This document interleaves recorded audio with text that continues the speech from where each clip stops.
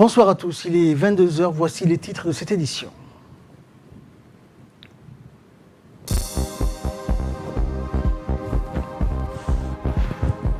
Le ministre de l'Intérieur visite le centre de quarantaine d'Aouraoussa, dans la région d'Ali Sabié. Dans l'actualité nationale, toujours, l'agence américaine USAID remet un important lot d'équipements et de fournitures à 4 associations partenaires du MENFOP.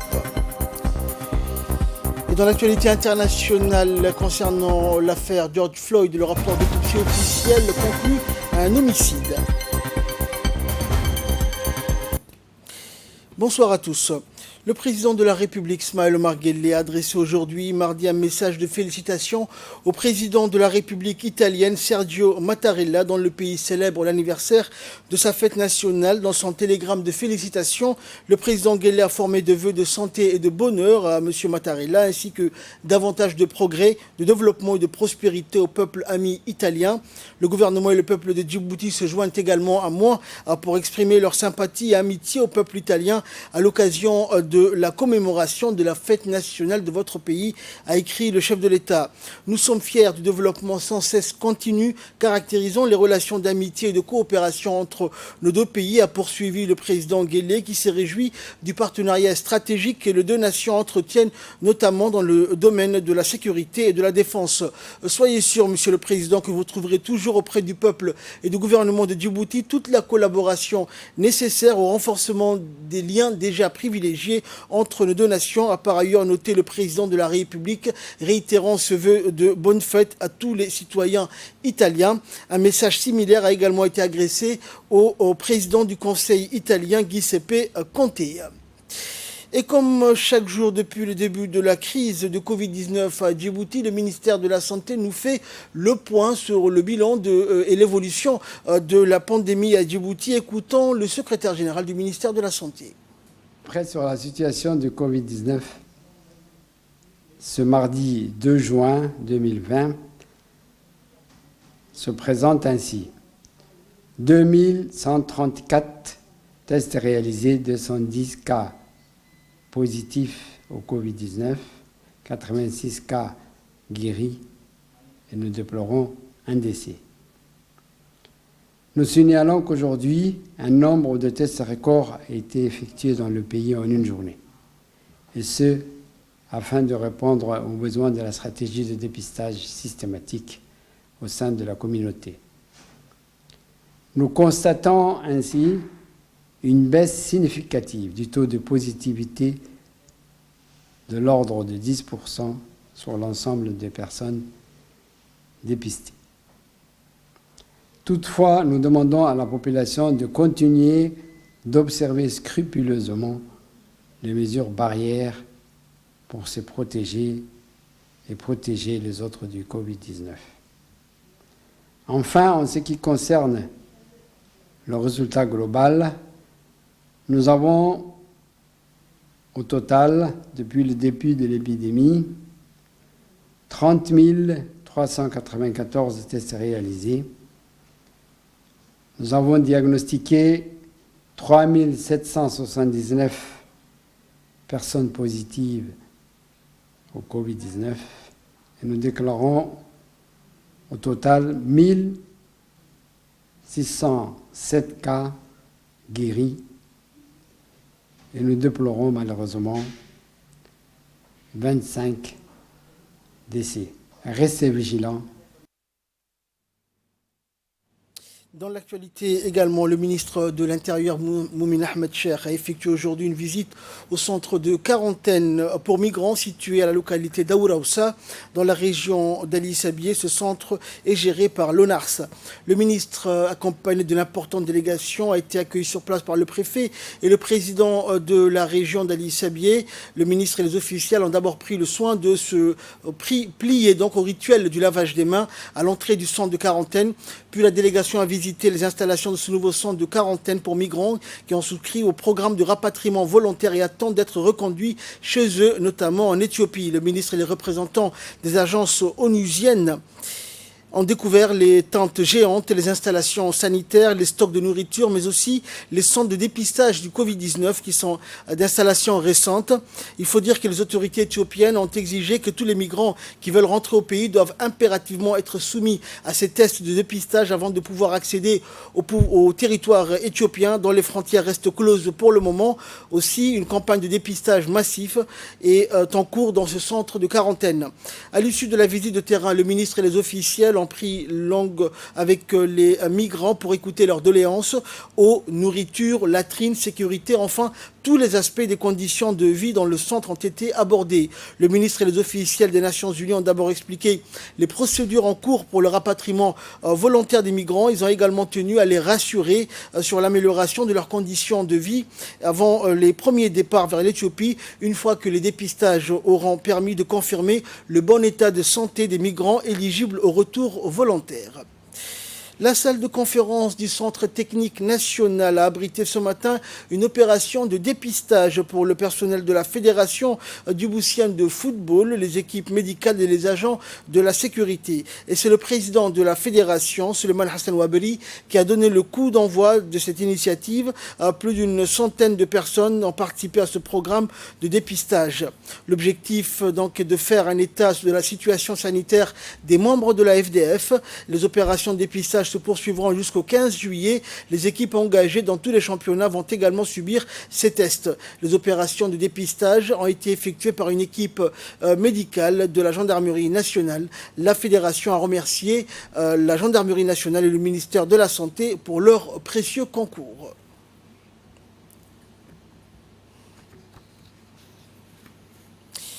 L'agence américaine, l'USAID pour le développement international, organise une remise de lots d'équipements et de fournitures de bureaux à 4 associations partenaires du ministère de l'Éducation nationale.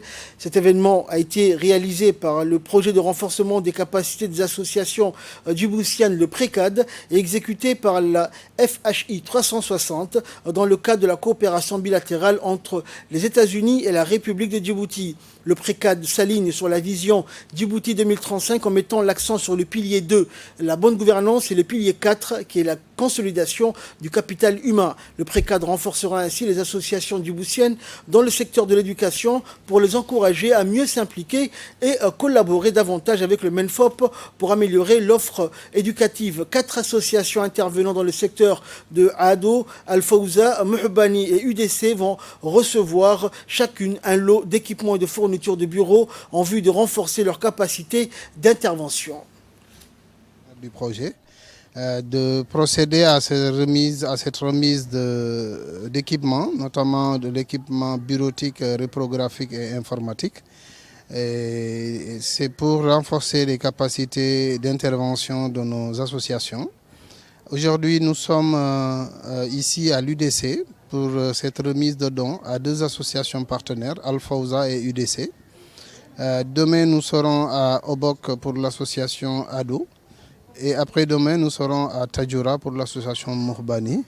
Et les 8 autres associations qui restent, ce sera donc dans les jours à venir. Donc, ces associations intervenant dans le secteur de l'éducation, nous visons surtout à les renforcer parce qu'elles encadrent des enfants, des jeunes, dans le cadre de l'éducation, dans le cadre du renforcement de l'offre éducative. Et leur capacité d'intervention va être renforcée avec cet équipement. Mais également, nous avons voulu, avec ces associations, les amener à performer, c'est-à-dire être institutionnellement fortes, organisationnellement bonnes, mais techniquement aussi outillées. Également dans l'actualité, c'est le début des grandes chaleurs. Les jeunes djiboutiens vacanciers quittent la capitale pour se rendre dans des régions fraîches, comme ici. Les frontières sont fermées à cause du virus du Covid-19. Déjà, comme vous le voyez, la première partie de ces vacanciers commence à quitter la capitale pour se rendre vers les régions fraîches du nord du pays comme Daï, Randa, Adaïlou ou la grande région de Wérima. Les passagers ou vacanciers prennent la route du lac Assal pour se rendre dans ces localités fraîches. Le préfet de Tadjoura demande encore une fois aux chauffeurs de bus et minibus ou autres véhicules d'être prudents et vigilants pour éviter les accidents de route. Et d'un autre côté, le lieutenant Ahmed Nour Hassan de la gendarmerie nationale, le commandant de la compagnie de Tadjoura, explique qu'ils ont renforcé la sécurité sur les routes et qu'ils veilleront au respect des gestes barrières comme le port de masque pour éviter la propagation du virus de Covid-19.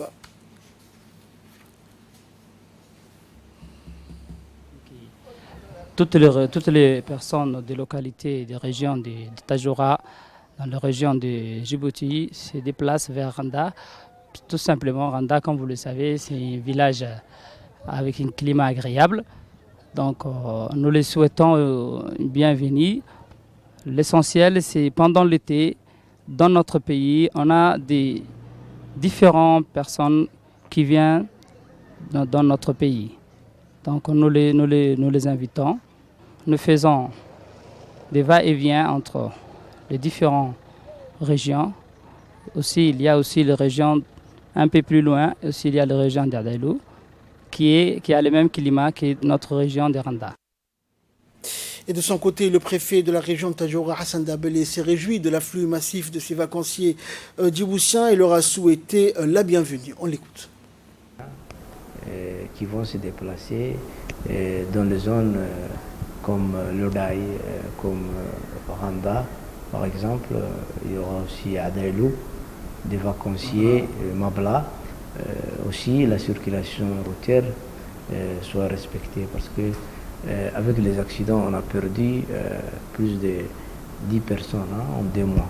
Donc, selon mes statistiques, donc j'allais dire que les routes de la Kassal, cette année, il y a eu des inondations. Certains tronçons sont partis. Donc, je dirais aux automobilistes de respecter les vitesses. Le ferry n'a pas desservi les 2 régions. Donc, ces gens-là vont partir aussi jusqu'à Obok, dans les zones les plus reculées. Donc actuellement, il y a la population, d'autres qui vont s'ajouter aux vacanciers habituels qui partaient les années précédentes. Les liaisons aériennes sont fermées, donc beaucoup vont venir vers nous. On va aussi appuyer ces vacanciers et accueillir, mais la gendarmerie sont à la disposition, ils vont contrôler, ils contrôlent déjà du lac Assal au PKNF. Donc j'ai dit aux automobilistes de respecter les normes de circulation, de vitesse. Et ils vont faire leur travail et puis il faut une entière collaboration des parties, la gendarmerie, et puis toujours, je rappelle, avec cette pandémie, ce qui s'ajoute, c'est de respecter les mesures barrières. Et page nécrologie pour clore l'actualité nationale, nous avons le regret de vous annoncer le décès de Ahmed Kayad Assoué, survenu hier suite à une crise cardiaque. Le défunt, né en 1944, était un membre fondateur de la société d'importation de Kat, la société Sogic. Le défunt Ahmed Kayad Assoué laisse derrière lui 2 veuves, 16 enfants et 11 petits-enfants. En apprenant ces douloureuses disparitions, les membres de la société Sogic et l'ensemble du personnel de la RTD adressent leurs sincères condoléances les plus attristés à la famille et aux proches du défunt et prient le tout miséricordieux d'accueillir le défunt en son paradis éternel. Inna lillahi wa inna ilayhi raji'un. Actualité internationale à présent aux États-Unis. Le rapport d'autopsie officielle de George Floyd conclut à un homicide. L'autopsie commandée par la famille conclut à une mort par compression du dos et du cou par asphyxie. Une version plus accablante que celle de l'autopsie officielle qui évoquait aussi des problèmes de santé et d'éventuelles substances dans l'organisme de Floyd. La suite dans ce commentaire. Derek Chauvin, les policiers mis en cause dans la mort de l'Afro-Américain de 46 ans, s'est vu retirer son badge. Il attend dans une prison fédérale d'être jugé pour homicide involontaire. La mort de George Floyd il y a une semaine à Minneapolis a entraîné des dizaines de manifestations et plusieurs journées d'émeutes à travers les États-Unis. À Washington, une centaine de personnes ont été arrêtées depuis dimanche pour des faits de vandalisme et de pillage. Un couvre-feu nocturne a été imposé jusqu'à mercredi, une mesure d'urgence choisie par une vingtaine de grandes villes, dont New York. La garde nationale a été déployée dans plusieurs États. Donald Trump s'est pris au gouverneur, faible et incapable selon lui d'arrêter les émeutiers des gauchistes radicaux. Il y a 2 jours, il avait dit dans un message retiré par Twitter que les pillaires seraient reçus par des balles. Et enfin, rien ne prouve que l'épidémie du coronavirus ralentit, c'est ce qu'a annoncé l'OMS et donc l'organisation et plusieurs scientifiques au lendemain de propos d'un médecin italien réputé qui a affirmé que cliniquement le nouveau coronavirus avait disparu. On l'écoute. Maria von Gerhove, épidémiologiste de l'OMS et d'autres spécialistes de la virologie et des infections ont dénoncé lundi des propos dépourvus des fondements scientifiques. Aucune donnée ne vient confirmer que la trajectoire du coronavirus a changé de manière sensible, pas plus que sa virulence, disait-il. En ce qui concerne la transmissibilité, rien n'a changé, a dit Maria von Gerhove à la presse. Les analyses réalisées sur le virus lui-même ne montrent pas de modifications génétiques permettant d'affirmer que le coronavirus apparu fin décembre en Chine perd en virulence, a ajouté Martin Iberd, professeur à la London School of Hygiene. Ces propos contredisent les déclarations tenues dimanche par le professeur Alberto Zangrillo, directeur des soins intensifs à l'hôpital Saint-Raphaël en Lombardie.